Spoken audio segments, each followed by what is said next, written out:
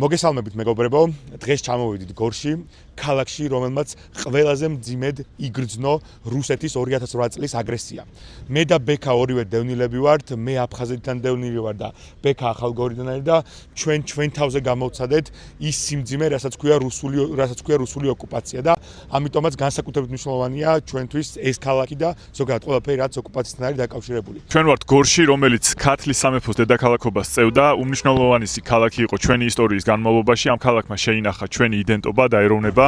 გორი დღესაც მრავალ ძლიერ და ნამდვილ ქართველს უზრდის საქართველოს, მაგრამ ამ ყველაფერს სჭირდება უფრო მეტი არეალი და უფრო მეტი შესაძლებლობები და არა ისეთი შეზღუდვა, იდენტობის წაშლა და ერის წინააღმდეგ მიმართული პოლიტიკა, როგორცაც ატარებს ქართული ოცნება. ჩვენ გვინდა გორელებს გავესაუბროთ, მათგან მივიღოთ ის აზრები თუ რა აწუხებს გორს, რა არის მათი აზრით გამოსავალი საქართველოსთვის და შევთავაზოთ ის ხედვა, რომელიც ჩვენ გაგვაჩნია გორის მიმართ და საქართველოს მიმართ. ვაგრძელებთ პირისპირ შეხვედრას მოსახლეობასთან, ვიცით რომ გორმა ბევრი უბედურება გამოიარა 2008 წლიდან მოყოლებული, ამ რაიონის სოფლებიდან დევნილი ადამიანები ცხეთის სხვადასხვა დევნილთა დასახლებებში არიან ჩასახლებული ძირითადი ნაწილი.